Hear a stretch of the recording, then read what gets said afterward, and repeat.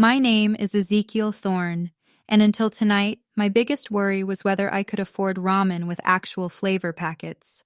I check my cracked phone screen for the 100th time tonight, 11:47 p.m., and I'm still $73 short of this week's grocery money. My beaten Toyota Corolla, held together by duct tape, desperate prayers, and what I'm pretty sure is spite at this point, idles outside Tony's Pizza Palace while I calculate whether I can afford to put gas in tomorrow. The math isn't promising. Statistics: Ezekiel Zeke Thorne, age 22, feeling like 45. Current jobs: 3, pizza delivery, grocery stock, weekend construction. Hours worked this week: 78 and counting. Student loan debt: $47,000, growing daily thanks to compound interest. Responsibility: 1. 16-year-old sister who deserves better. Hours of sleep last night. 3. If you count the 20-minute nap in my car. Times thought about giving up today. Lost count around noon. The delivery slip taped to my dashboard shows an address that makes my exhausted brain do a double take. 118 Shadowmere Lane, with a $200 tip prepaid online. In 2 years of delivering pizza to every corner of Portland, I've never seen a tip that large. Either it's a system error that'll get reversed tomorrow, or someone just solved my grocery problem for the next 2 weeks. At this point, I'm desperate enough to hope it's real. My car struggles up the winding streets of Portland's historic Selwood district, the engine making sounds that definitely aren't covered under any warranty. Victorian houses line the road like ancient sentinels, their elaborate architecture casting twisted shadows in the streetlight. These places probably cost more than I'll make in my entire lifetime, and I'm delivering pizza to people who can afford to live like royalty. Story of my life, always on the outside looking in. Shadowmere Lane sits at the end of a dead end street, a towering Gothic mansion that looks like someone took Edgar Allan Poe's fever dreams and turned them into real estate. Gargoyles perch on the corners of the roof, and stained glass windows glow with warm light that somehow makes the place look more ominous, not less. This place has to be worth millions.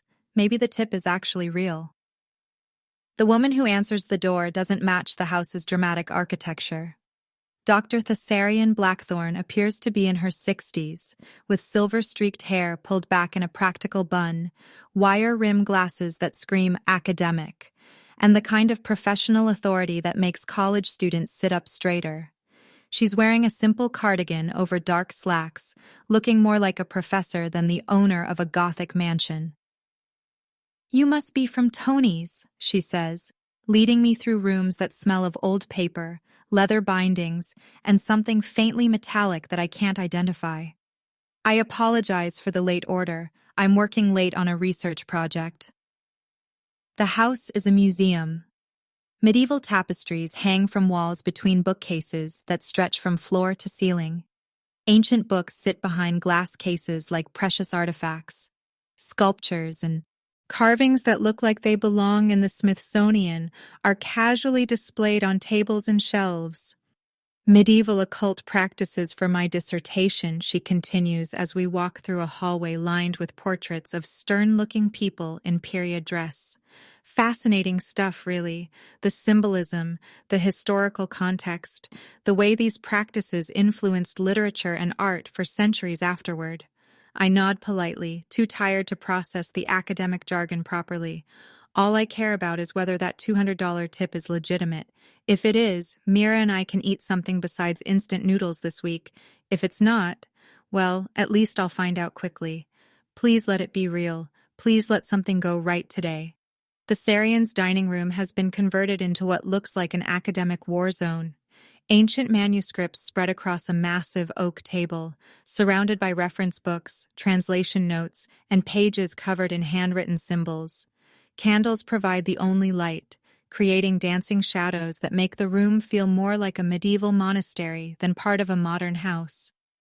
But it's the floor that catches my attention. An intricate chalk circle has been drawn directly on the hardwood, geometric patterns within patterns that hurt to look at for too long.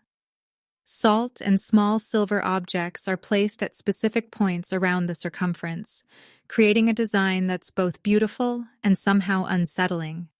At the center sits a large leather-bound book, its pages covered in symbols that seem to shift and writhe in the candlelight, probably just my exhausted eyes playing tricks. "Sorry about the mess," the Sarian says, clearing a space on the table by moving stacks of papers. "I'm translating binding rituals from a 14th century grimoire. Purely academic, of course, but the symbolism is extraordinary. The way these medieval scholars understood the relationship between symbolic presentation and psychological effect." She continues talking about academic theory while I stand there holding pizza boxes and trying not to fall asleep on my feet. The chalk circle looks incredibly elaborate. Whoever drew it spent hours on the precise geometric relationships, and the symbols around the edge are unlike anything I've ever seen. They don't look like any alphabet I know, more like mathematical equations written in a language that predates human civilization. Must be really dedicated to historical accuracy. That's when disaster strikes, the way it always does when you're too tired to think straight. I turn to set the pizza boxes on the cleared table space, my movements sluggish from exhaustion and 3 consecutive double shifts. The Sarian's cat, a massive black tom that appears from nowhere, like cats always do at the worst possible moment, winds between my legs with the precision of a furry guided missile. Time slows down the way it does when you know you're about to ruin everything. I stumble, overcorrect, and watch in growing horror as the pizza boxes fly from my hands. 2 large pepperonis and a meat lover's special crash directly into the center of the Sarian's workspace, a perfect storm of grease, sauce, and melted cheese that hits her research with devastating accuracy. Pizza grease soaks into ancient parchment that's probably worth more than my car. Tomato sauce splatters across hand-drawn symbols that took hours to inscribe. Melted. Cheese covers what might be original medieval manuscripts, and I watch centuries of academic work disappear under a layer of processed food. The chalk circle begins to dissolve. The pizza grease acts like acid on whatever compound the Sarian used to draw those precise geometric patterns. The salt and silver markers scatter as sauce spreads across the floor in an inexorable tide of destruction. Most horrifying of all, the ancient book, the grimoire she mentioned, absorbs pizza grease into pages that look far too old and fragile to survive the assault. "No!" the Sarian screams, lunging toward the table, but it's already too late. The damage is complete, irreversible, and absolutely catastrophic. That's when I notice the temperature dropping. That's when shadows start moving independently of their light sources. That's when I realize this wasn't academic research. The temperature plummets 20 degrees in as many seconds. My breath starts misting in air that was warm moments ago. The candles flicker but somehow don't go out, their flames dancing in patterns that don't match any wind I can feel. Most disturbing of all, shadows that should be anchored to furniture and walls begin detaching, moving across surfaces like living things. "What's happening?" I ask, backing toward the door as my exhausted brain tries to process impossible sensory information. The Sarian rises slowly from where she was kneeling beside the ruined circle, and everything about her changes. The mild-mannered professor disappears, replaced by something that radiates power like heat from a forge. Her eyes flash with light that definitely isn't human, and when she speaks, her voice carries harmonics that make the windows rattle. 3 centuries of work, she whispers, staring at the ruined binding circle with an expression of absolute devastation.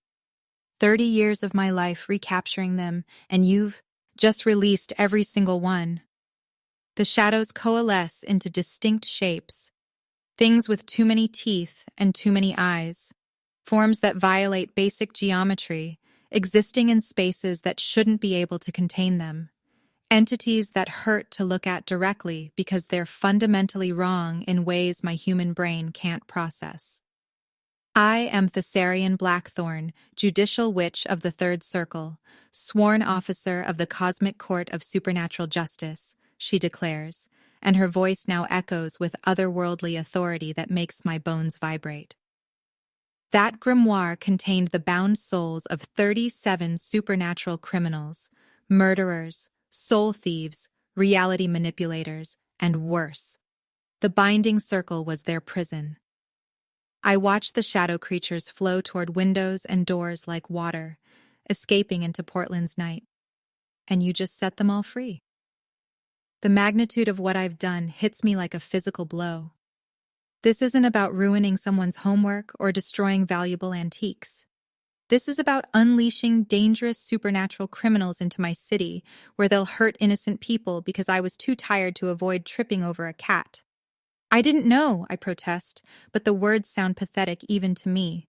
This is insane. You can't blame me for not understanding. I can and I will, Thessarian interrupts, power building around her like a visible storm. When she moves, reality ripples. When she gestures, the air itself seems to bend. 37 of the supernatural world's most dangerous criminals are now loose in your city because of your clumsiness. She begins chanting in a language that predates human civilization.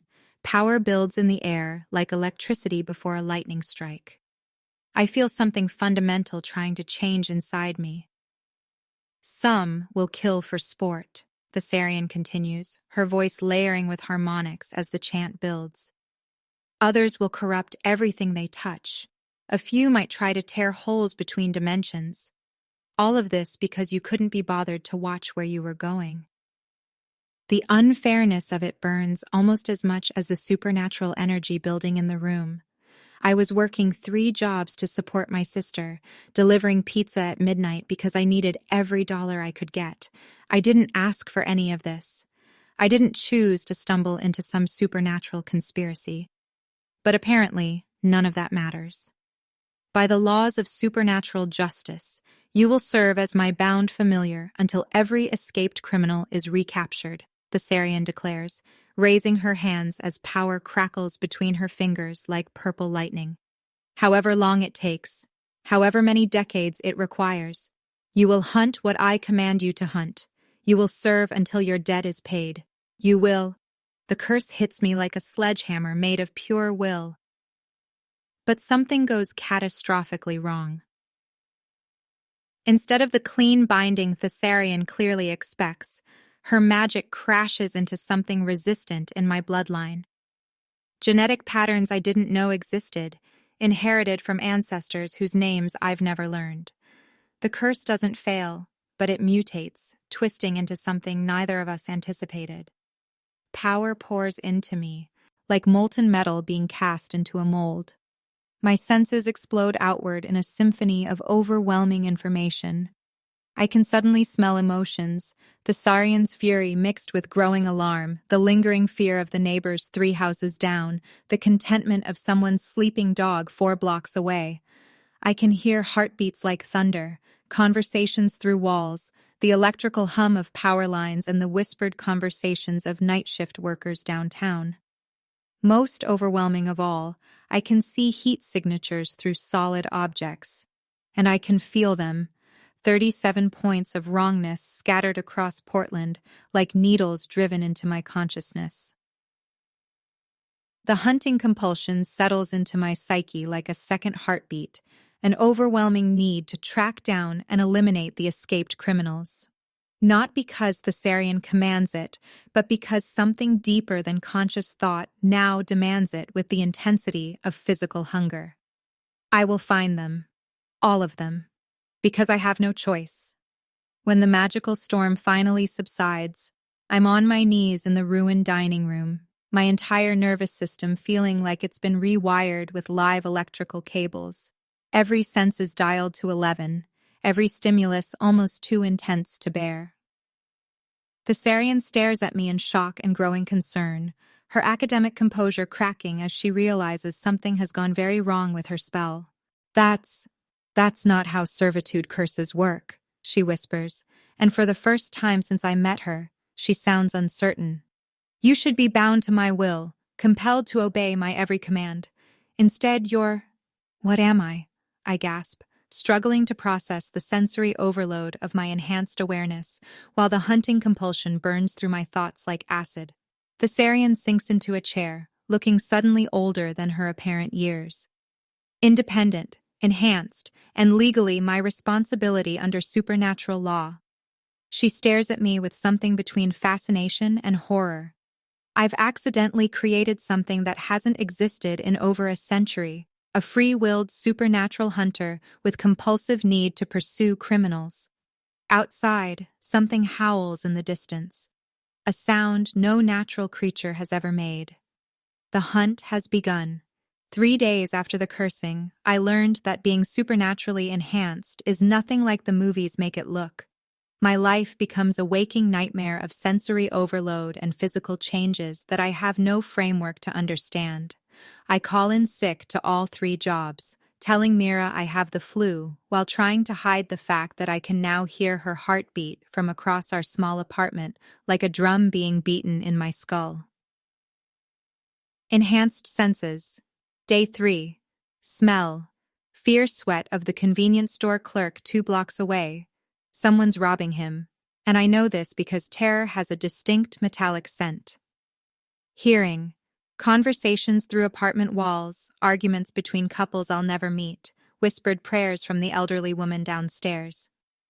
Vision. Heat signatures of living creatures through solid objects, a constant overlay of thermal information that makes my eyes water. Taste. Emotions in the air like metallic flavors.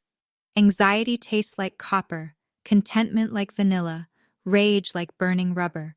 Supernatural awareness, the presence of 37 entities that feel like splinters driven directly into my consciousness. The worst part is the hunting compulsion. It starts as background anxiety on day 1, a persistent feeling that I've forgotten something important, like leaving the stove on or missing a crucial appointment. By the 2nd day, it evolves into physical discomfort, a constant restless energy that makes it impossible to sit still or focus on anything else.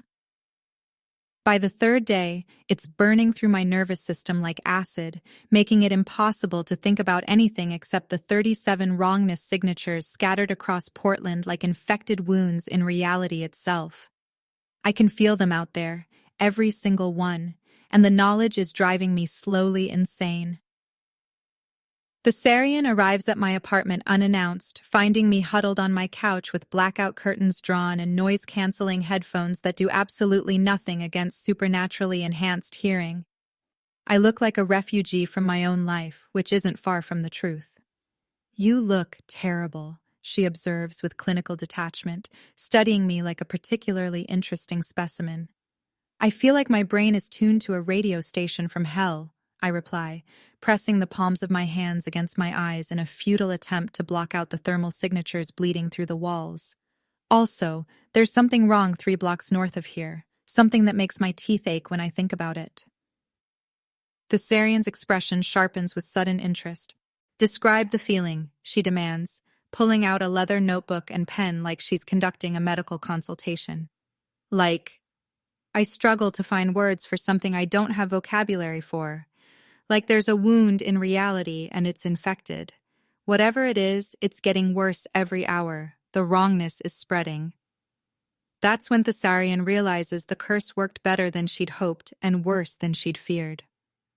"The hunting compulsion is already active," she says, more to herself than to me, scribbling notes in handwriting that looks more like arcane symbols than English. "Your supernatural senses are detecting Silas Creech, a soul-eating wraith who was one of the first to escape. He's been busy." The way she says his name makes the wrongness signature spike in my awareness like a migraine. Over the next hour, Thessarian provides me with the most intensive supernatural education possible, a crash course in cosmic politics, interdimensional law enforcement, and the nature of the criminals I'm now compelled to hunt. The information comes too fast and involves concepts that human language wasn't designed to express. The cosmic accords are treaties between supernatural species that maintain order across multiple dimensions. Judicial witches serve as supernatural law enforcement with authority that transcends national governments. The criminals I accidentally released aren't just dangerous, they're entities that threaten the stability of reality itself. Silas Creech has been possessing Portland residents and forcing them to commit crimes before devouring their life force, Thessarian explains, opening a leather briefcase filled with weapons that definitely don't appear in any police manual. 3 people have died in the past 72 hours, apparent suicides according to human authorities, but I can sense soul drain residue at each scene, iron chains bless, ed by priests from 7 different religions. Silver bullets inscribed with binding runes in languages that predate human civilization. Wooden stakes treated with holy water and garlic extract, but also substances I can't identify. Your enhanced senses make you an effective tracker, she continues, checking the edge on a blade that seems to absorb light. But you're still essentially human in terms of durability. These criminals have centuries of experience killing things much more dangerous than you. The warning would be more comforting if the hunting compulsion wasn't getting stronger every minute. By sunset, the compulsion becomes unbearable. The wrongness signature 3 blocks north pulses in my awareness like an infected tooth, demanding attention with an intensity that makes rational thought impossible. I can pinpoint Silas Creech's location with the precision of a supernatural GPS system, an abandoned warehouse in southeast Portland that feels like a hole torn in the fabric of reality. Against the Thessarian's explicit orders, I go hunting alone. Because the alternative is losing my mind to the overwhelming need to eliminate the threat. The warehouse reeks of decay and something worse, the spiritual equivalent of rotting meat mixed with ozone and despair. My enhanced senses guide me through the darkness to a scene that will haunt whatever dreams I manage to have for the rest of my extended life. 3 bodies arranged in a ritual circle. Their faces frozen in expressions of absolute terror. Their eyes empty in a way that suggests something fundamental was torn out of them. That's when Silas Creech reveals himself, and I understand that all of Thessarian's warnings were inadequate preparation for the reality of supernatural evil. The Wraith appears as a shadow within shadows, a human-shaped absence that speaks with the voices of his victims. When he moves, reality blurs around him like heat distortion. When he speaks, the temperature drops another 10 degrees. Fresh meat, it hisses with a 3-part harmony of stolen voices. A man, a woman, and what sounds like a child. And this one glows with unnatural power, delicious. What follows is less a fight than a supernatural mugging. Silas attacks with possession, trying to force his way into my mind and take control of my enhanced body. For a terrifying moment, I feel my consciousness being pushed aside as something cold and hungry floods into my thoughts like ice water injected directly into my brain. My sense of self begins dissolving. My memories feel like they're being rifled through by alien fingers. Everything that makes me Zeke starts to fade. But then my magical resistance kicks in. Instead of corrupting me the way it's supposed to, the possession attempt causes Silas excruciating pain. His essence recoils from my consciousness like acid hitting metal, and his scream of agony echoes through dimensions I don't have names for. "What are you?" Silas demands, his stolen voices cracking with confusion and something that might be fear. "You taste wrong. You feel wrong. You are not what you appear to be." I don't know what I am, but I know opportunity when I see it. Using the iron chain Thessarian provided, I managed to bind the disoriented wraith long enough to speak the banishment words she taught me. The syllables feel strange in my mouth, like trying to pronounce concepts that don't translate into human language. Silas dissolves with a final shriek of rage that shatters every window in the warehouse. He leaves behind only the stench of sulfur and the knowledge that I barely survived my first supernatural encounter. Also the growing realization that I'm not entirely human anymore.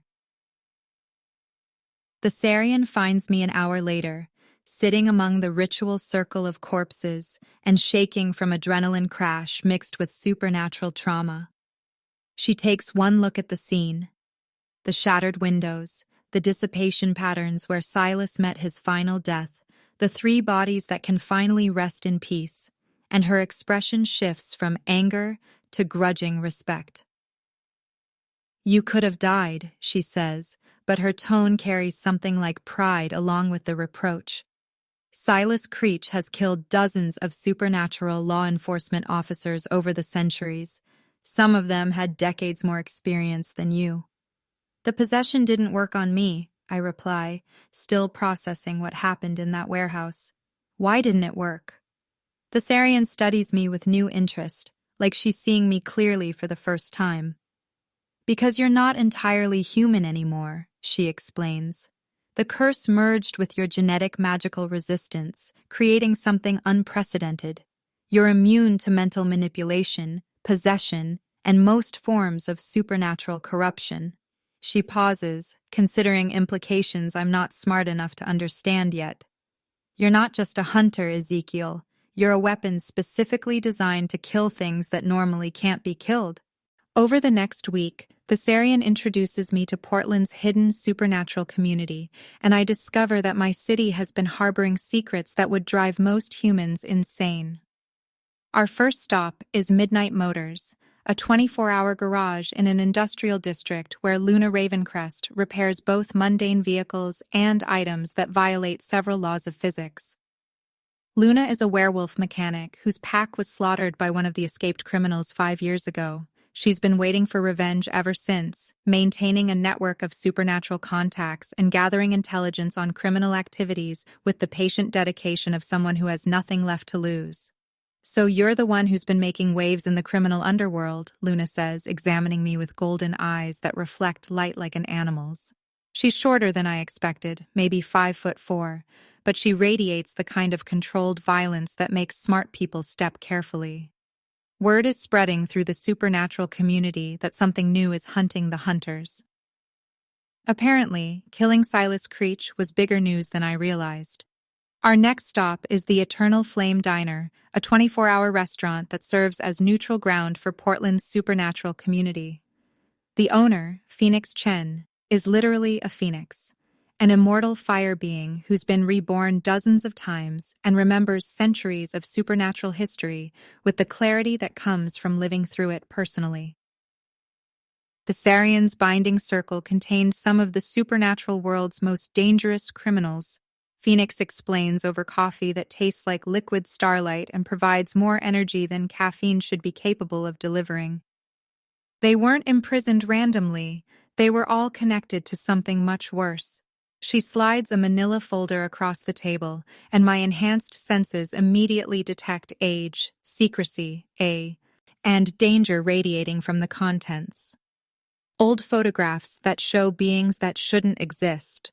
Police reports from incidents that were officially explained as gas leaks or mass hallucinations. Documents written in languages that predate human civilization, annotated with translation notes in handwriting that looks centuries old. 500 years ago, Phoenix continues, her voice carrying the weight of someone who lived through the events she's describing.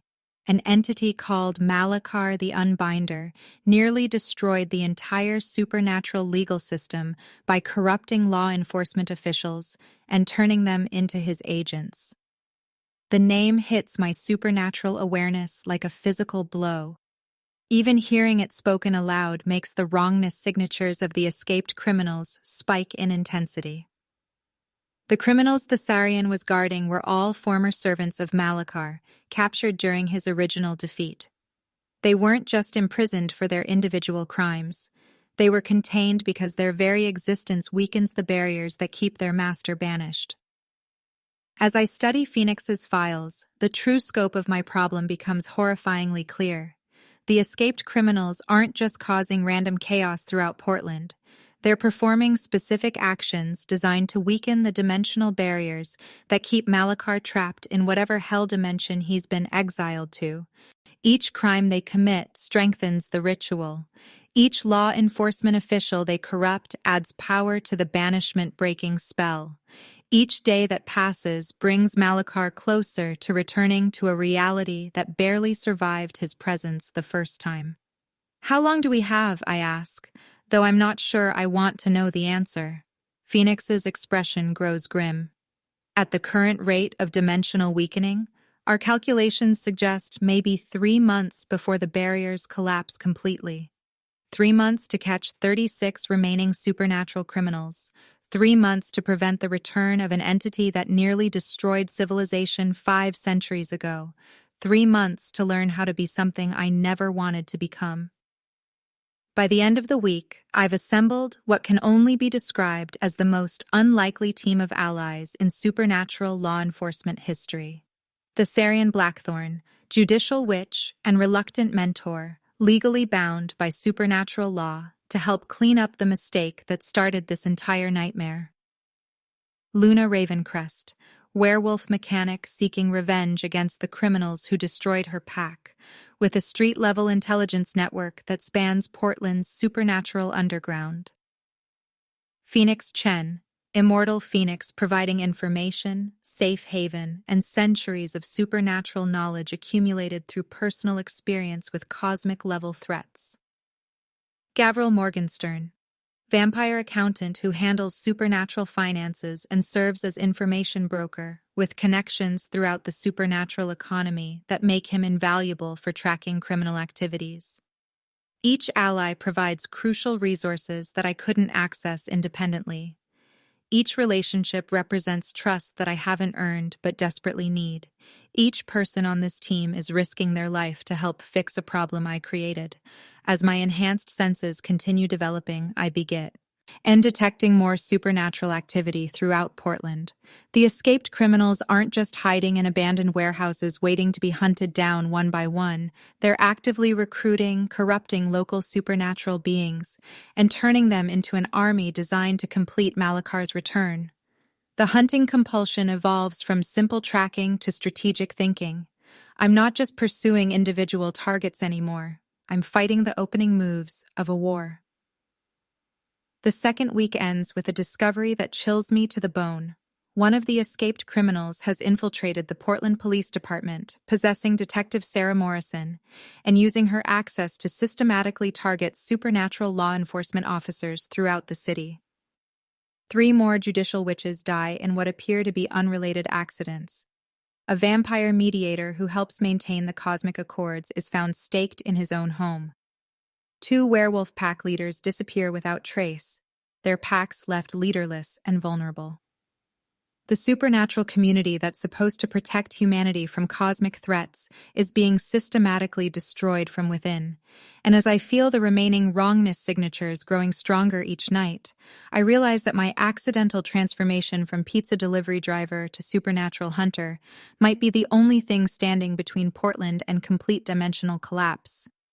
The real war is just beginning, and I have no idea if I'm strong enough to fight it. The thing wearing Detective Sarah Morrison's face smiled at me with teeth that were just slightly too sharp, and I realized I was about to graduate from hunting individual monsters to fighting something that had been perfecting murder for centuries. Detective Sarah Morrison has been Portland PD's rising star for 3 years. Exceptional clearance rate, community trust, and a reputation for solving the weird cases that other detectives avoid. The kind of cop who makes the evening news for positive reasons, who gets invited to speak at community meetings, who represents everything people want to believe about law enforcement. What nobody knows is that the real Sarah Morrison died 2 weeks ago, and something wearing her face has been systematically hunting supernatural law enforcement officers ever since.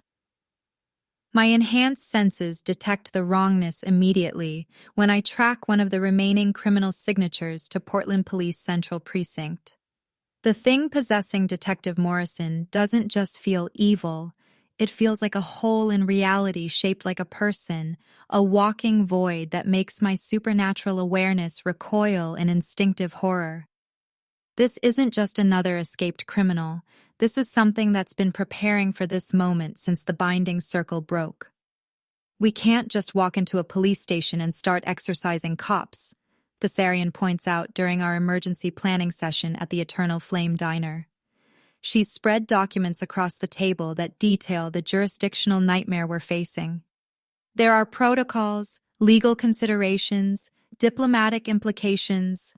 Why not? Luna asks, sharpening silver claws that extend from her fingertips with the casual precision of someone who's done this 1,000 times.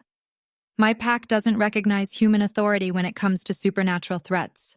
We protect our territory by any means necessary. PH. Wenix pours coffee that steams with more than heat, the liquid glowing faintly gold in the diner's fluorescent lighting.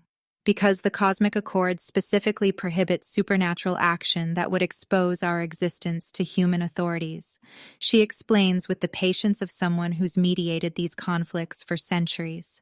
If we attack a police officer, even a possessed one, we risk breaking treaties that have kept peace between our worlds for longer than most civilizations have existed. The political complexity makes my head hurt almost as much as the hunting compulsion. Gavril Morgenstern provides the solution with typical vampire pragmatism, appearing at our table with the silent grace that comes with centuries of practice. I'll create a legitimate reason for Zeke to be in the building, a consultation on one of Detective Morrison's cases. Within hours, his connections in Portland's supernatural business community work their magic. The cover story is elegant in its simplicity. I'm a graduate student in religious studies at Portland State, specializing in historical occultism. Detective Morrison has requested my expertise to analyze occult symbols found at recent crime scenes. It's not entirely a lie anymore. After 3 weeks of supernatural education, I probably know more about religious symbolism than most actual graduate students. The plan works perfectly. Detective Morrison, or the thing wearing her appearance, invites me to review case files in her office with the professional courtesy that makes her colleagues trust her completely. She leads me through the precinct with confident familiarity, greeting other officers by name, making small talk about cases and coffee quality. The performance is flawless, which makes it even more terrifying when my supernatural senses confirm that there's nothing human left inside her. The moment I enter her workspace, my enhanced awareness screams warnings that make my ears ring like bells. The wrongness signature that's been plaguing my consciousness for days suddenly intensifies to the point where rational thought becomes difficult. Mr. Thorne, the Morrison thing says, closing the office door behind us with deliberate precision. Thank you for coming. I understand you have expertise in unusual cases. Up close, the flaws in her disguise become visible to my enhanced senses.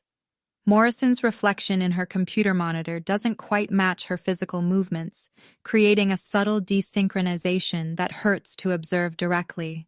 Her shadow falls at angles that don't correspond to the office lighting.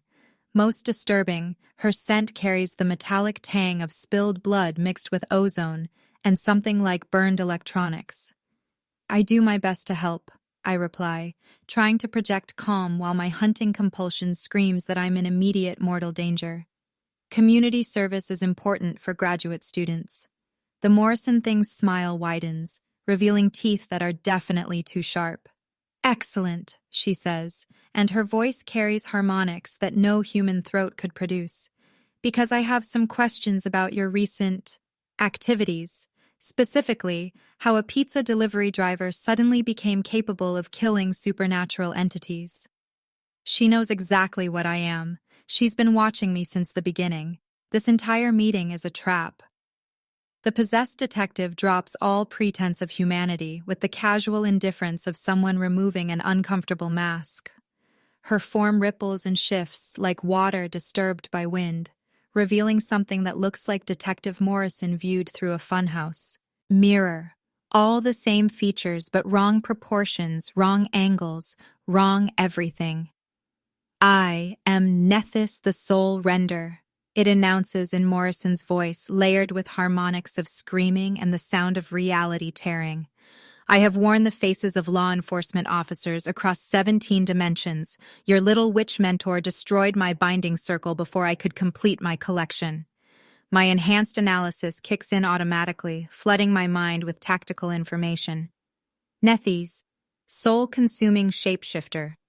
Abilities: perfect mimicry, enhanced strength, soul drain touch, dimensional knowledge.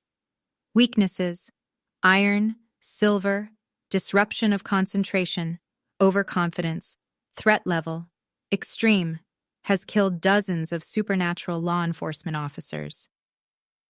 Current status, wearing Detective Sarah Morrison's stolen identity. What did you do with the real Detective Morrison? I ask, backing toward the office window while my mind races through possible escape routes and combat strategies. What I do with all law enforcement officers who get too close to supernatural truth, Nethys replies with Morrison's face twisted into an expression of sadistic satisfaction. I absorbed her memories, her personality, her very essence. She lives on as part of me, screaming silently while I use her face to hunt her colleagues. What follows is my education in supernatural combat, fast, brutal, and potentially lethal. Nethys attacks with Morrison's police training enhanced by centuries of predatory experience. She's faster than any human should be, stronger than natural law allows, and every touch of her hands drains life force with the efficiency of industrial equipment. Her movements flow like liquid violence, each strike calculated to kill or disable. But I've been learning too. My enhanced reflexes, developed through weeks of supernatural encounters and Thessarian's brutal training regimen, let me dodge her initial strike by millimeters. The desk where I was standing explodes into splinters as her claws tear through wood like tissue paper. Most importantly, my magical resistance makes me immune to her primary weapon. When Nethys grabs my wrist, trying to drain my life force through direct contact, the soul drain effect reverses. Instead of weakening me, physical contact with her essence causes her excruciating pain. She screams and recoils like she's touched molten metal. "Impossible!" she shrieks, her stolen voice cracking with disbelief and rage. "I have consumed the souls of dozens of supernatural officers. No mortal should be able to resist my touch." "Yeah, well," I reply, drawing the iron chain Thessarian provided and feeling it warm to my touch. "I'm not exactly mortal anymore." The fight moves through the police station like a supernatural hurricane.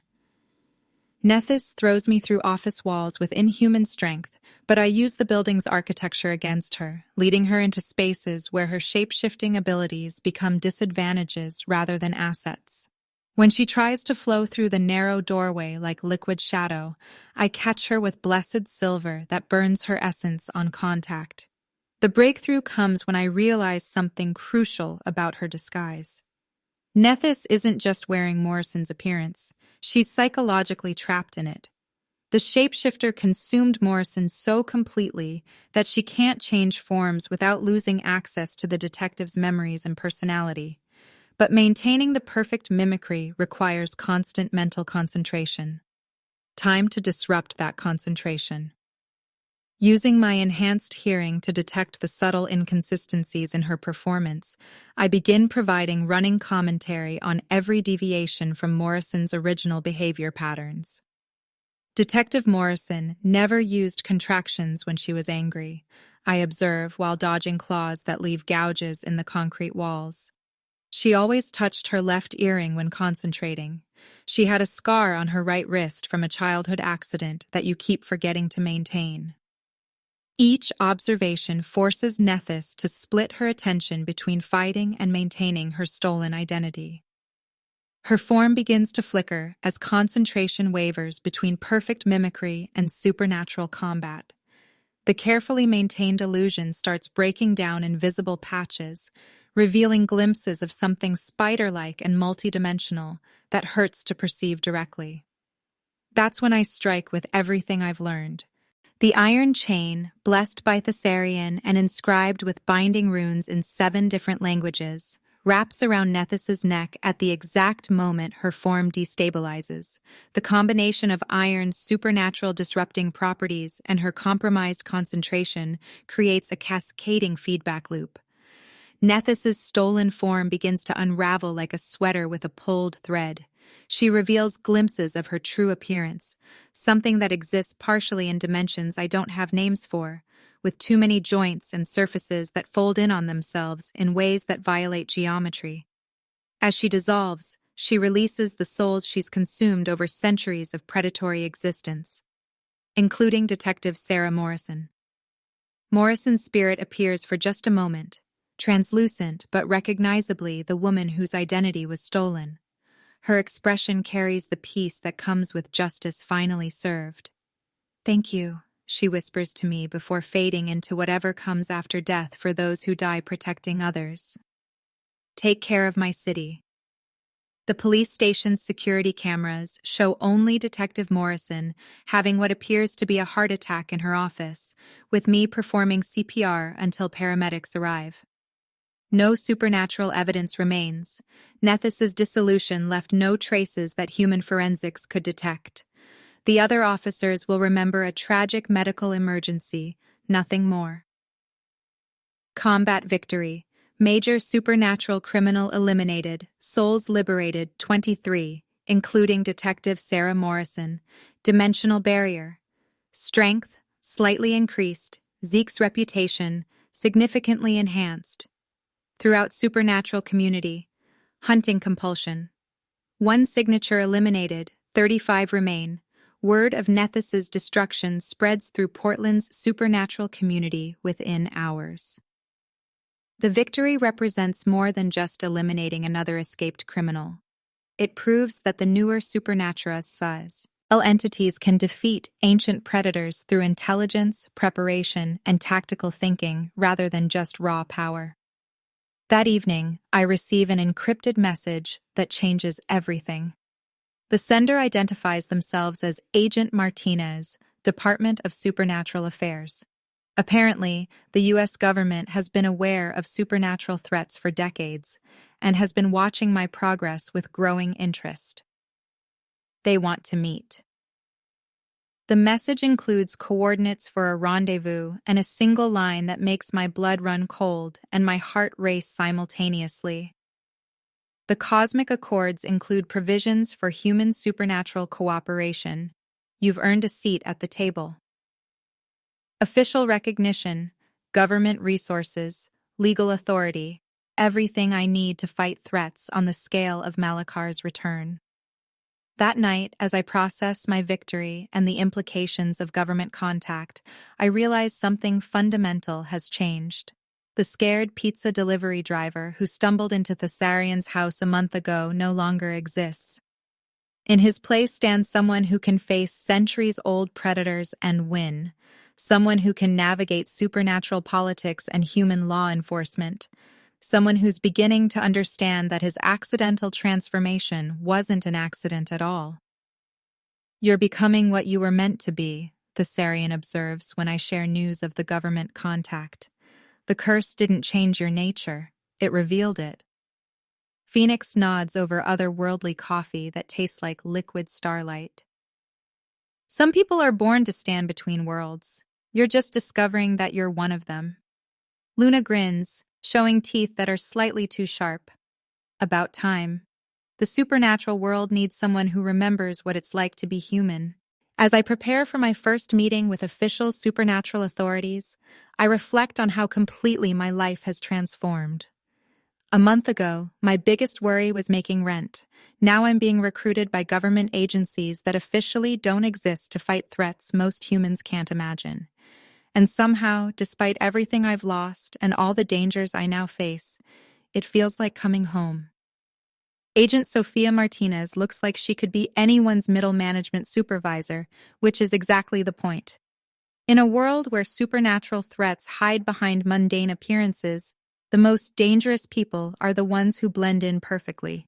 She meets me at Powell's Books on Burnside, a location chosen specifically because the massive bookstore's natural chaos provides perfect cover for conversations that would sound insane to anyone accidentally overhearing them. Between the indie rock playing overhead and the constant flow of Portland's eclectic population browsing the stacks, we might as well be invisible. Department of Supernatural Affairs, Pacific Northwest Division, Agent Martinez says, showing credentials that look official but reference an organization I'm pretty sure doesn't appear on any government website. "We've been monitoring the situation with Thessarian Blackthorn's escaped criminals." The credentials feel real to my enhanced senses. No deception, no illusion, just official authority that carries the weight of genuine governmental power, which means Agent Martinez knows everything. She knows about the pizza delivery gone catastrophically wrong.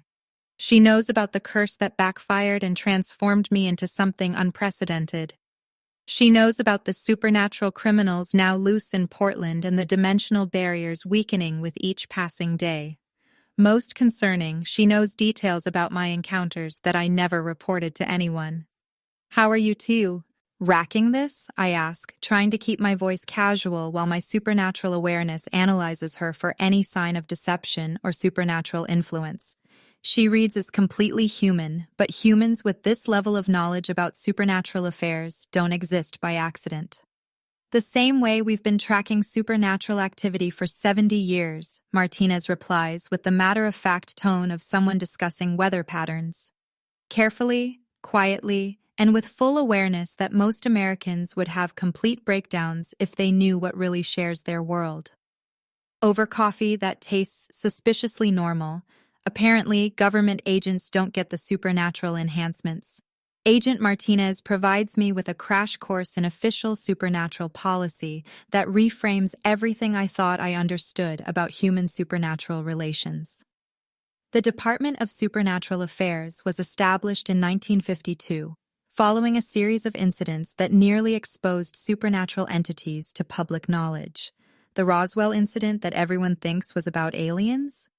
Actually a dimensional incursion by entities from a realm where physics operates according to different rules.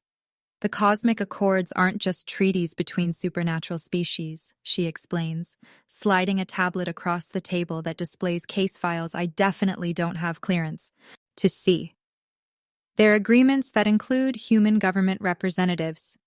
We maintain the secrecy that lets supernatural beings coexist peacefully with human society, and they help us manage threats that conventional law enforcement can't handle.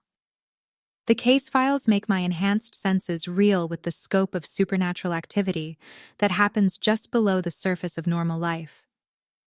Vampire financial crimes involving corporations that have been laundering blood money for centuries, werewolf territorial disputes that manifest as unusual patterns in urban development, Fae immigration issues that require customs officials who understand the difference between political asylum and interdimensional smuggling. Dozens of problems that require specialized knowledge to resolve without exposing the supernatural world to human authorities who aren't prepared for the truth. The problem is recruitment, Martinez continues, studying me with professional assessment that makes me feel like a job interview candidate. Most humans who discover the supernatural world either go insane from the cognitive dissonance or get killed before they can develop useful skills. The few who survive rarely have the combination of abilities and psychological resilience we need. She pauses, letting me process the implications of what she's describing. Then Thessarian Blackthorn accidentally creates you, someone with supernatural abilities but human perspective, someone who can fight things that eat normal people for breakfast, someone who understands both worlds well enough to bridge the gap between them. The offer, when it comes, represents everything I've never dared to hope for. We want to offer you a position as an independent contractor, Martinez says, producing documents that look official enough to change my life completely. Full government backing, unlimited resources, legal authority to pursue supernatural criminals across state and international boundaries. The benefits package would solve every financial problem I've ever faced. Salary of $150,000 annually. More money than my family has ever seen. Full health coverage for myself and Mira that includes supernatural medical specialists. Relocation assistance to secure facilities designed to protect against interdimensional threats. Access to equipment that makes the Thessarians' blessed weapons look like toys from a costume shop. Most importantly, it comes with protection for the person who matters most. Your sister Mira will be safeguarded by the finest supernatural security specialists we have, Martinez explains. She can continue her education normally while you do work that literally protects human civilization. We have arrangements with universities that specialize in educating the families of supernatural operatives. To prove the department's capabilities, Martinez takes me to what appears to be an abandoned warehouse in southeast Portland. Inside, it's a command center that rivals anything from science fiction movies. Wall-mounted displays show supernatural activity across the Pacific Northwest in real time. Analysts track dimensional fluctuations with equipment that can detect magical signatures from satellite feeds. Communication arrays connect to similar facilities worldwide, coordinating responses to threats that cross international boundaries. This is regional command, Martinez explains as we walk through a facility that probably costs more than Portland's entire municipal budget. We monitor supernatural activity across 7 states, coordinate with international partners, and respond to threats that range from individual criminal entities to potential dimensional incursions. The scale is overwhelming and somehow reassuring. One display shows real-time tracking of the remaining escaped criminals from Thessarian's binding circle, their locations updated as they move through the city. Another monitors dimensional barrier integrity across multiple northwestern cities, showing weakness patterns that correspond to supernatural criminal activity. A third tracks supernatural population movements and potential conflict zones. The criminals you've been hunting represent just a fraction of our active caseload, Martinez continues, but they're connected to something much larger that threatens not just Portland, but the entire framework of human supernatural coexistence. In a secured briefing room that requires biometric identification to access, Martinez opens files that make my blood run cold with the scope of what we're really facing. Malachar the Unbinder isn't just an ancient entity that was defeated 500 years ago. He's been systematically working toward his return ever since, orchestrating events across centuries with the patience that comes from existing outside normal temporal limitations. Every few decades, we detect increased supernatural criminal activity that follows specific patterns, Martinez explains, showing me incident reports that span centuries. Entities attempt to weaken dimensional barriers, corrupt law enforcement officials, and destabilize the cosmic accords. We've always managed to contain these incidents, but the pattern is escalating in both frequency and intensity. The files document events that rewrote history. Salem witch trials, 1692, Malachar influenced an attempt to expose supernatural beings to human authorities, contained through strategic intervention and memory modification. Chicago fire, 1871, dimensional incursion barely contained by early department operatives, officially explained as equipment malfunction. San Francisco earthquake, 1906. Deliberate barrier-weakening event designed to create permanent dimensional rifts, stopped through coordinated supernatural human intervention. Multiple modern incidents classified above my current clearance level, but clearly representing escalating attempts at dimensional manipulation. Thessarian's escaped criminals aren't acting independently, Martinez concludes. They're part of Malachar's latest attempt to return, and this time, our analysts indicate he's closer to success than ever before. The resources Martinez shows me represent capabilities I never imagined possible. Weapons forged from metals that exist only in other dimensions, their molecular structure designed specifically to disrupt supernatural entities. Communication devices that work across dimensional boundaries, allowing coordination with operatives in realms where conventional technology fails. Vehicles that can pursue supernatural entities through spaces where physics operates according to different rules. Most impressive is the archive, floor-to-ceiling databases containing information about every known supernatural entity, criminal organization, and dimensional threat. Centuries of accumulated knowledge available at my fingertips, every case file, every tactical analysis, every hard-won piece of intelligence about how to survive encounters with things that shouldn't exist, according to human understanding of reality. Independent contractors get access to all of it, Martinez explains. Full clearance, unlimited research privileges, consultation with specialists who've spent lifetimes studying specific supernatural phenomena.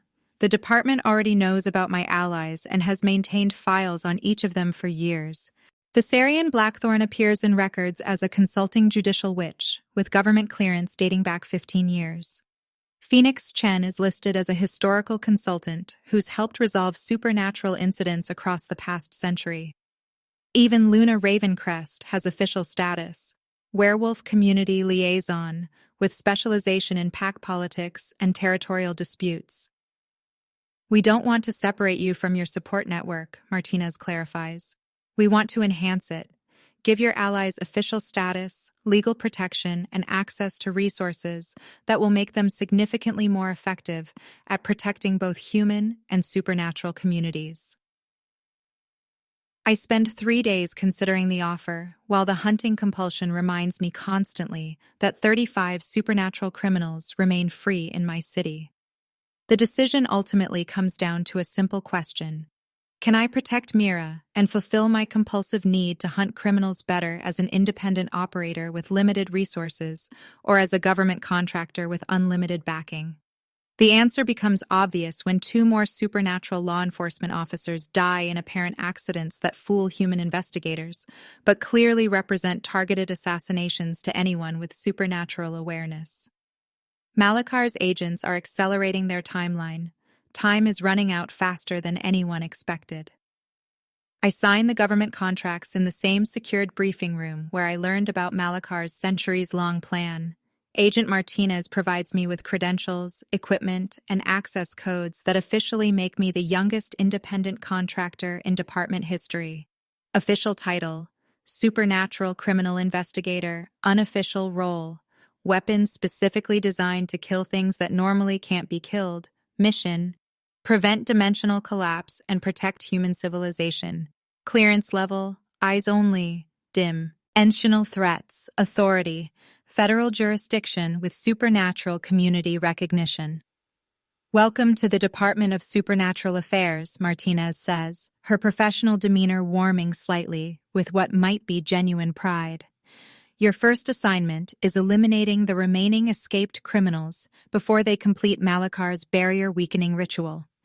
She slides a comprehensive file across the table containing detailed profiles of 35 supernatural entities, complete with tactical assessments, known weaknesses, and recommended engagement strategies.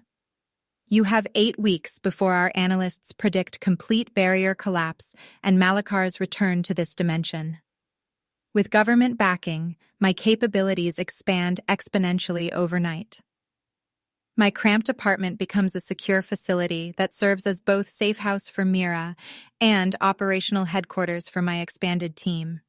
My beaten Toyota is replaced by a custom vehicle equipped with supernatural tracking equipment, weapons systems, and armor that can withstand attacks from entities that operate outside normal physics. Most importantly, my allies receive official recognition and resources that transform them from helpful locals to a legitimate supernatural law enforcement unit. Thessarian Blackthorn, government-issued grimoire containing binding spells for entities beyond her previous authority, plus official judicial witch certification that gives her legal standing in both human and supernatural courts. Phoenix Chen, access to federal databases and international supernatural intelligence networks, plus consultation status with the department's Historical Threats Division. Luna Ravencrest, official werewolf liaison status with authority to coordinate with supernatural communities nationwide, plus tactical equipment designed for pack-based operations. Gavril Morgenstern, legal immunity for financial investigation methods that would normally violate privacy laws, plus access to international banking networks that track supernatural economic activity. As word spreads through Portland's supernatural community that I now have government backing, the remaining criminals begin organizing in ways that transform the entire nature of our conflict. Instead of individual predators hiding in the shadows, they're forming coordinated cells designed to complete Malakar's ritual through synchronized attacks on dimensional barriers across the city. What was once a hunting operation has become a race against time to prevent supernatural warfare in the heart of Portland. Agent Martinez's final briefing contains information that chills me to the bone. Malakar's partial return has already begun. Dimensional barriers around Portland are weakening at an accelerating rate that exceeds all previous models. If the ritual completes successfully, the resulting dimensional collapse won't just affect the Pacific Northwest. It will destabilize supernatural-human relations globally, potentially exposing both communities to threats that dwarf anything we've faced in recorded history.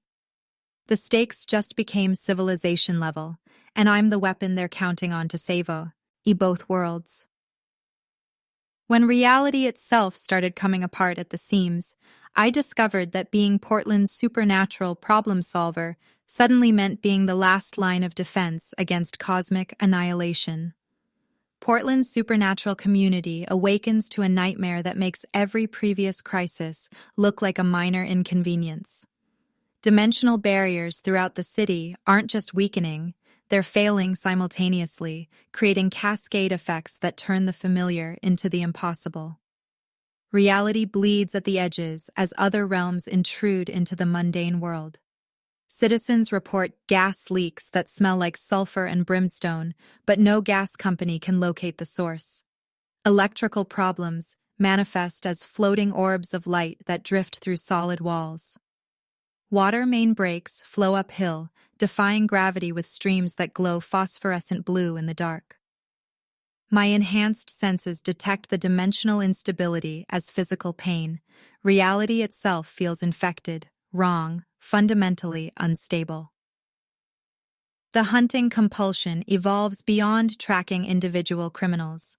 Now I can perceive the massive wrongness that Malakar represents, a wound in existence that's growing larger with each passing hour. The sensation burns through my consciousness like acid, making rational thought increasingly difficult. The remaining criminals have synchronized their activities, Agent Martinez reports during an emergency briefing at Regional Command. The facility hums with crisis energy as analysts track dimensional fluctuations that exceed all previous measurements. They're not just weakening barriers anymore, she continues, pointing to displays that show Portland divided into 7 distinct zones of supernatural activity. They're creating specific dimensional wounds designed to allow Malakar's essence to leak through into our reality. The war room that emerges represents something unprecedented in supernatural history. The Department of Supernatural Affairs Portland facility transforms into a command center where federal agents work alongside judicial witches, werewolf pack leaders, vampire clan representatives, and entities that most humans couldn't perceive without suffering immediate psychological breakdown. I find myself serving as translator between worlds that were never meant to interact. My human perspective helps government agents understand supernatural concepts that violate their training and worldview. My enhanced abilities let me communicate effectively with entities that exist partially outside normal reality, translating cosmic concepts into tactical language that federal operatives can implement. Malakar isn't just trying to return to this dimension, the Sarian explains to the assembled task force, her voice carrying the weight of someone who's spent centuries studying existential threats. He's attempting to collapse the dimensional barriers permanently. If he succeeds, every realm will merge into one chaotic reality under his absolute control. The tactical challenge becomes clear through intercepted communications and supernatural surveillance. The enemy's strategy represents centuries of planning executed with terrifying precision. The remaining supernatural criminals have divided Portland into 7 ritual zones, each corresponding to a specific type of dimensional barrier. They're performing synchronized ceremonies designed to create a cascade failure that will open permanent portals between realms. Zone 1. Financial District. Economic reality. Manipulation, where entities literally steal the concept of money itself. Zone 2. Industrial Southeast. Physical law, destabilization, making machinery operate according to nightmare logic. Zone 3. University District. Intellectual, magical barrier erosion, feeding on knowledge and memory. Zone 4. Residential East Side. Emotional, psychic barrier weakening through mass possession. Zone 5. Forest Park. Natural law disruption, turning flora and fauna into interdimensional conduits. Zone 6. Waterfront. Elemental barrier corruption, poisoning the relationship between matter and energy. Zone 7. Downtown core. Central nexus point, where Malakar's consciousness will manifest. We can't stop all 7 rituals simultaneously with conventional forces, Agent Martinez admits, her professional composure cracking as she studies tactical assessments that offer no good options. We need 7 coordinated strikes, happening at exactly the same time, led by operatives who can function in dimensionally unstable environments. That's when I realize what my role really is. I'm not just another supernatural operative. I'm the only person who can coordinate a battle across multiple dimensions simultaneously. Using my government resources and supernatural allies, I organize Portland's first joint human-supernatural tactical operation. Each strike team combines department agents with supernatural specialists, chosen specifically for their resistance to dimensional instability. Team assignments. Zone 1. Gavril Morgenstern leads vampire financial experts and federal fraud investigators against entities that manipulate economic reality. Zone 2. Luna Ravencrest coordinates werewolf pack tactics with department tactical specialists, hunting shapeshifters that camouflage as industrial equipment. Zone 3. Phoenix Chen uses centuries of accumulated knowledge to protect academic consultants from entities that consume information. Zone 4. Thessarian Blackthorn employs judicial authority to bind mass-possessing entities, supported by police officers who finally understand their true enemy. Zone 5. Department Rangers work with Fae allies to reclaim Forest Park from interdimensional corruption. Zone 6. Marine Unit Specialists ordinate with water elementals to purify the contaminated waterfront. Zone 7. I lead the assault on Malakar's manifestation point, the nexus where all other battles converge. As the coordinated strike begins, Portland transforms into something resembling a war zone directed by Salvador Dali. Reality bends and shifts as dimensional barriers fail in controlled sequences. Buildings phase in and out of existence, their architecture rewriting itself according to the laws of whatever realm temporarily overlaps our own. Gravity operates differently in each city block. Some areas experience normal weight, others feature zero gravity, and several neighborhoods suffer from gravity that pulls sideways or upward. Time moves at varying speeds depending on location. My magical resistance becomes absolutely crucial. While other operatives struggle with reality distortion that makes basic movement difficult, I can function normally through dimensionally unstable areas. My enhanced senses let me track enemies who exist partially in other realms, appearing as heat signatures that extend through dimensions I don't have names for. Most importantly, my immunity to supernatural corruption makes me the only person capable of confronting Malakar directly without losing my sanity or soul. Each zone presents unique challenges that test the absolute limits of human supernatural cooperation. In the financial district, Gavril leads accountants and federal agents against entities that steal abstract concepts, literally removing the idea of currency from reality until money becomes meaningless paper. His vampire understanding of economic systems spanning centuries proves crucial when conventional mathematics fail. In Industrial Southeast, Luna coordinates werewolf pack tactics with military precision, hunting shapeshifters that perfectly mimic machinery and infrastructure. Her team discovers that some of Portland's industrial equipment has been replaced by entities that process human souls instead of raw materials. In the University District, Phoenix uses her immortal knowledge to counter entities that feed on information and memory, protecting the minds of human specialists who would be devoured by creatures that consume knowledge itself. The battle occurs as much in conceptual space as physical reality. Each engagement requires split-second timing and perfect coordination between team members who shouldn't be able to work together but have no choice if they want to survive. At the downtown nexus point, I face Malakar's partial manifestation and immediately understand that every previous supernatural encounter was inadequate preparation for this moment. The entity appears as constantly shifting combinations of every nightmare humanity has ever imagined. Malakar exists across multiple dimensions simultaneously, manifesting as pure chaos and hunger given form.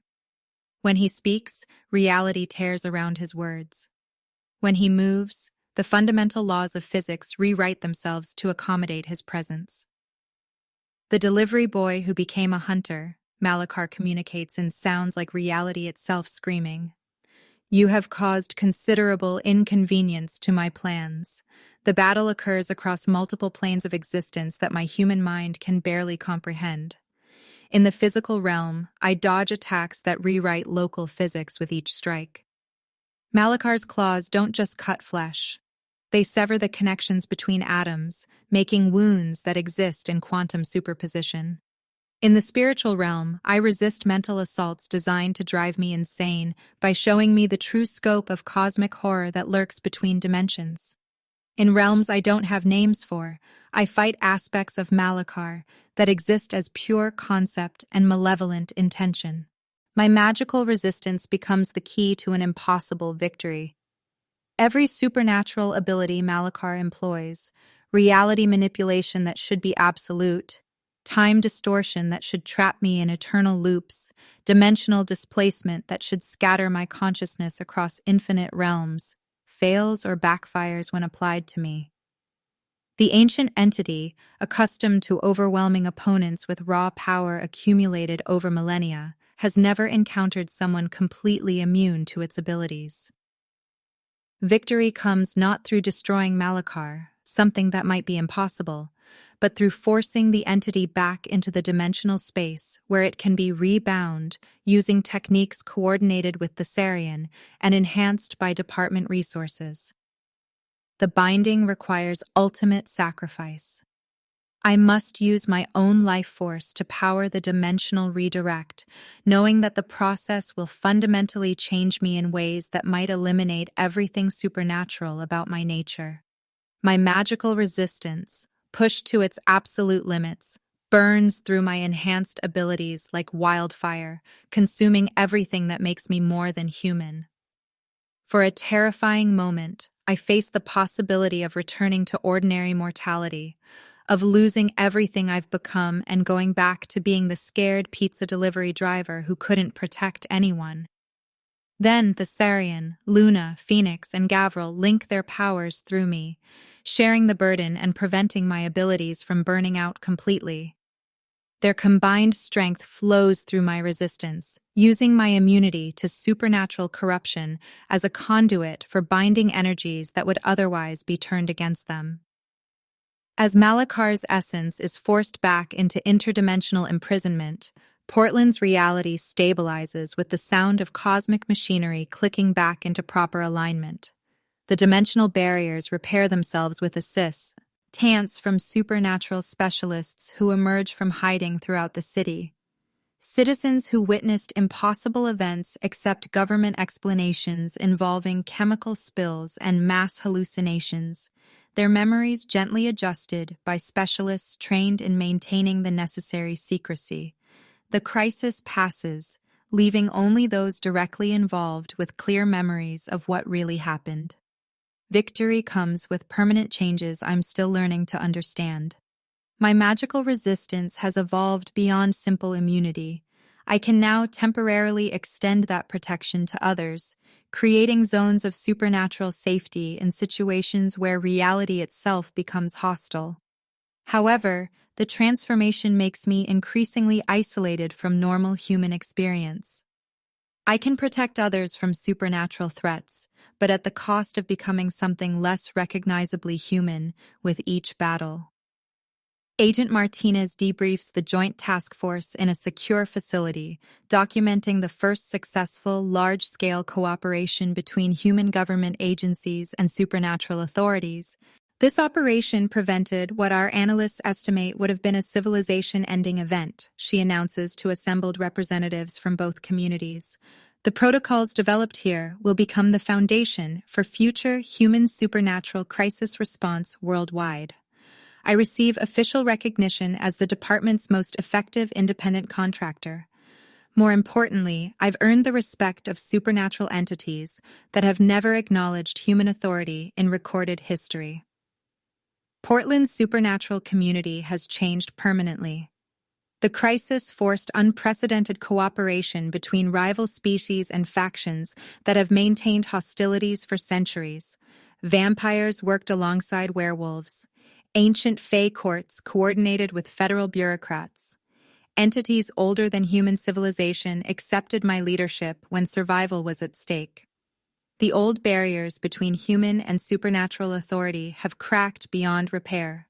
Something new is emerging, a truly integrated approach to protecting both communities. And somehow, I find myself at the center of it all.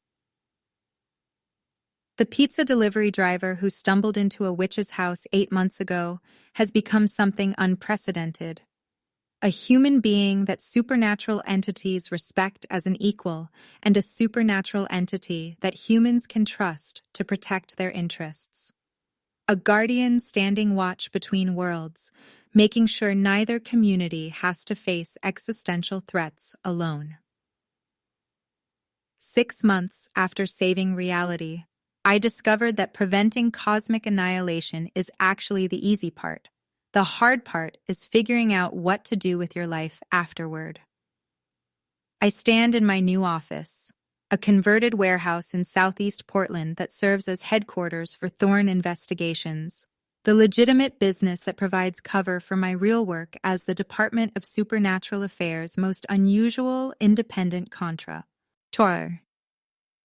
The space represents everything I never thought I'd achieve: success, purpose, and the resources to protect the people who matter most to me. The office combines cutting-edge technology with supernatural artifacts in ways that would give OSHA inspectors nervous breakdowns. Computer monitors display dimensional barrier readings next to ancient tomes bound in materials that don't appear in any chemistry textbook. Federal communication equipment shares desk space with crystals that glow when hostile entities approach. My filing cabinets contain both mundane case files and items that violate several laws of physics. Status update: Ezekiel Zeke Thorne, age 23, chronologically, in terms of supernatural development. Official title: Independent Contractor, Department of Supernatural Affairs. Unofficial title: Guardian of the Portland Nexus, cases closed, 73, ranging from missing persons to interdimensional incidents. Dimensional incursions prevented, 12. Supernatural human conflicts mediated, 34. Pizza delivery routes maintained, 1. Thursday nights, Tony's Pizza Palace, because some traditions are sacred. Portland's supernatural community has evolved into something unprecedented in recorded history. We now have an openly integrated network where human authorities and supernatural entities cooperate routinely instead of maintaining the secretive parallel structures that defined previous centuries. The Department of Supernatural Affairs maintains an official liaison office downtown, staffed jointly by federal agents and supernatural specialists who work together like it's the most natural thing in the world. My role has evolved from hunter to mediator, from weapon to diplomat. Instead of just eliminating supernatural criminals, I now help newly awakened supernatural beings integrate into society without causing panic or violating the cosmic accords. I assist human victims of supernatural crimes navigate systems that officially don't exist. Most importantly, I serve as Portland's first official supernatural human diplomat, bridging communities that spent millennia viewing each other as threats. My allies have grown into something resembling the world's first supernatural social services agency. The Sarian Blackthorn operates as Portland's official judicial witch, with a government-funded office that helps supernatural beings navigate human legal systems. Her work ranges from immigration issues for interdimensional refugees to contract disputes between humans who accidentally sign deals with entities that consider souls legal tender. Luna Ravencrest has expanded Midnight Motors into both automotive garage and official safe house for supernatural beings seeking asylum or protection. With department backing, she's created the first licensed facility where shapeshifters can receive mechanical repairs, werewolves can get pack conflict mediation, and any supernatural entity can find temporary shelter while adapting to human society.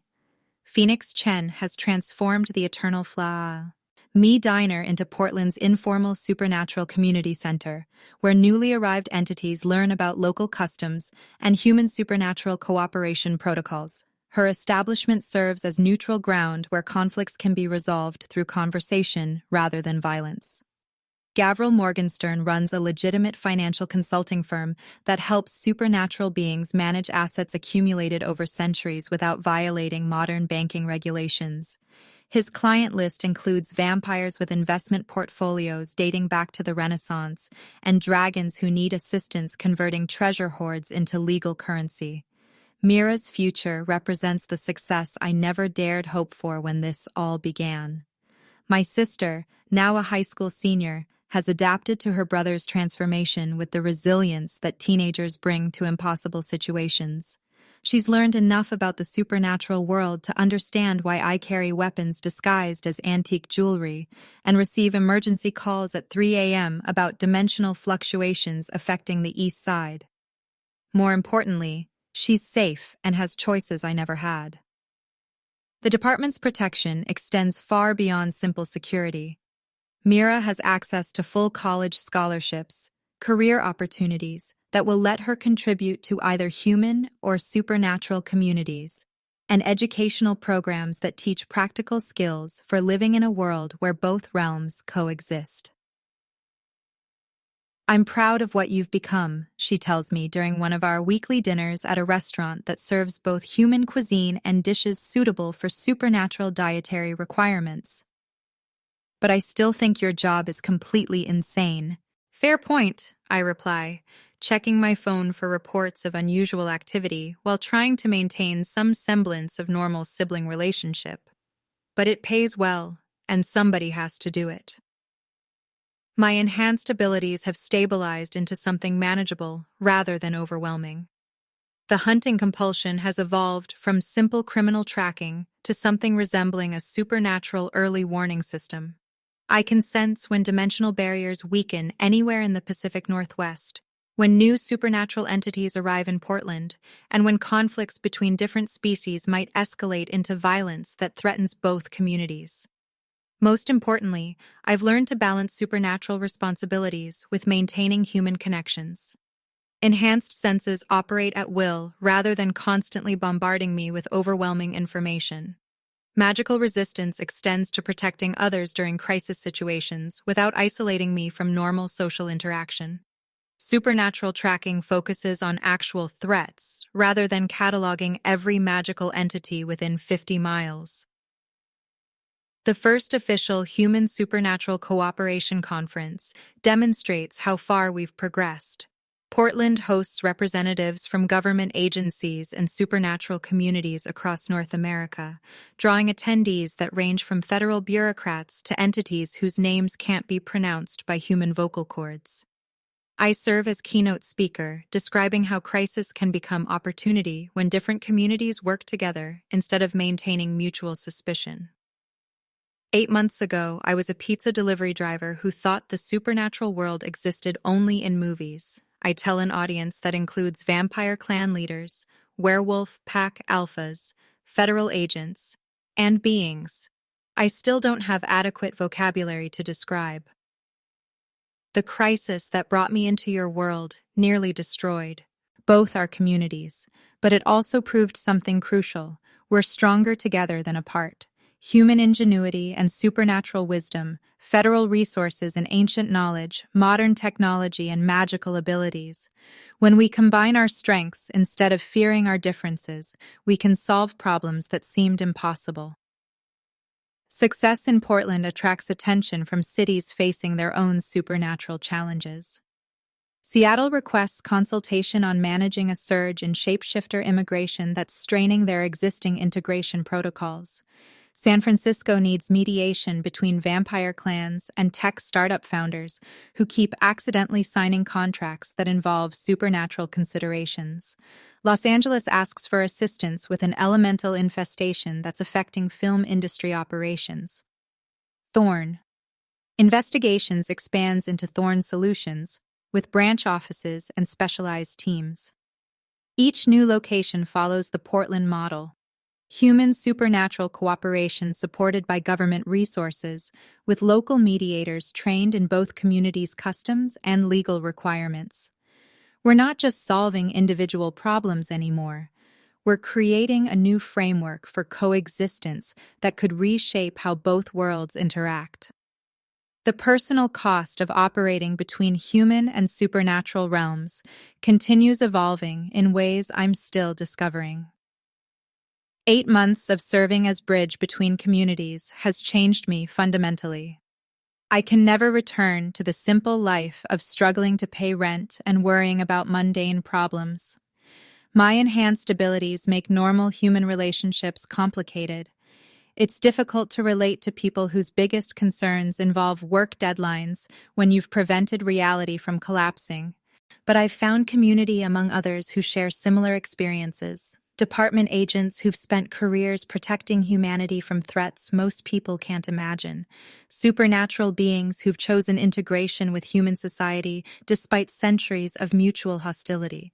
People like myself who've been transformed by circumstances beyond their control and discovered purpose in protecting others.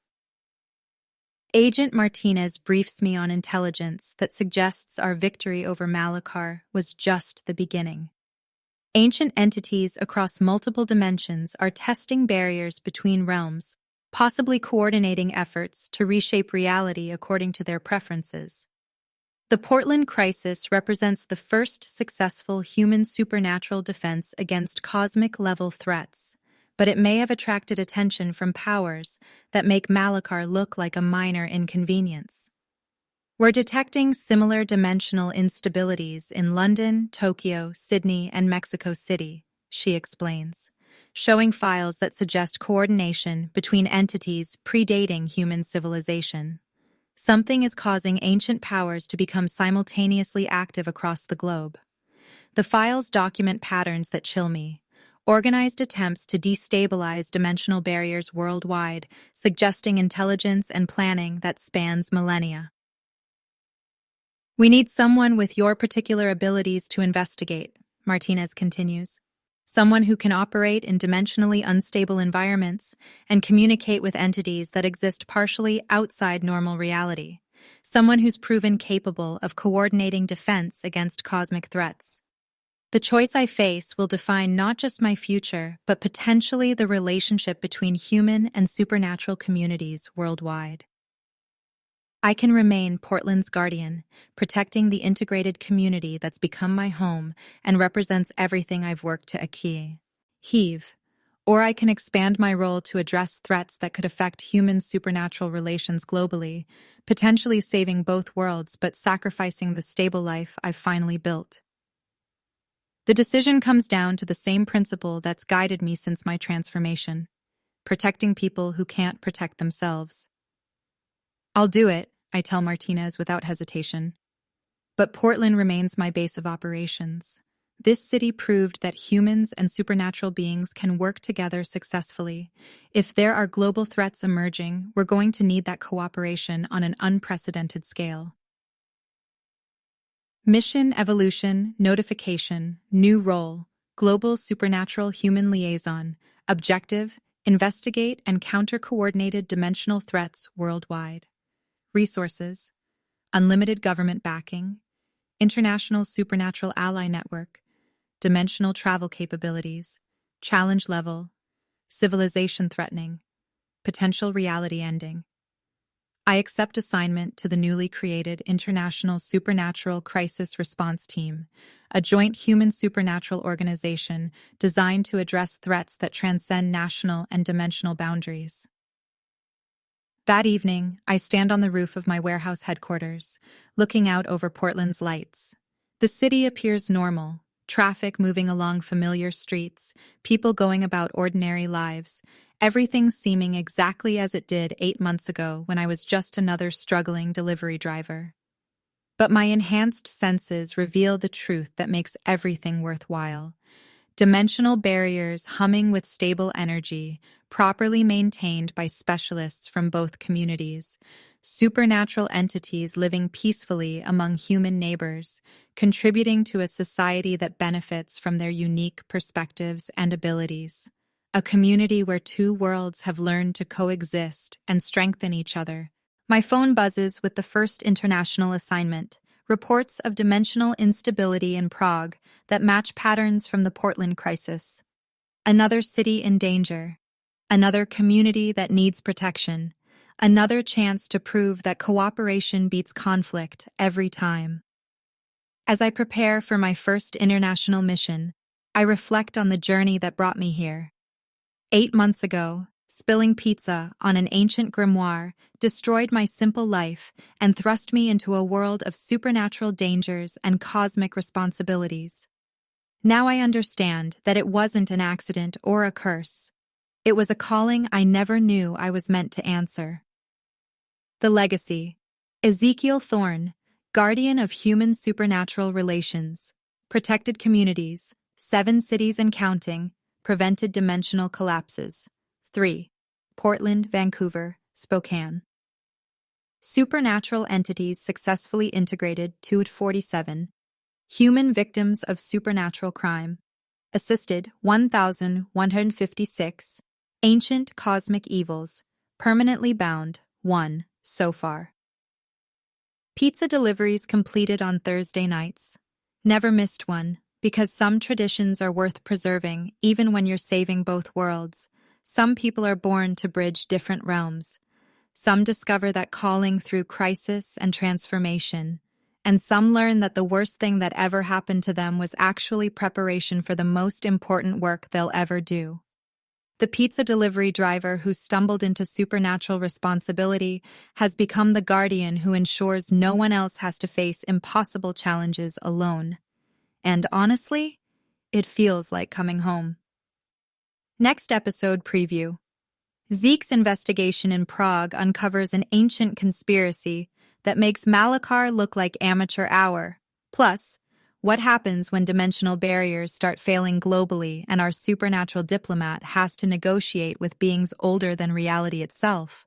Find out in Guardian Gets Summoned to Cosm. IA Council for Interdimensional Treaty Crisis. Don't forget to like and subscribe for more epic transformation stories. What ordinary person should accidentally become humanity's last hope next? Let us know in the comments.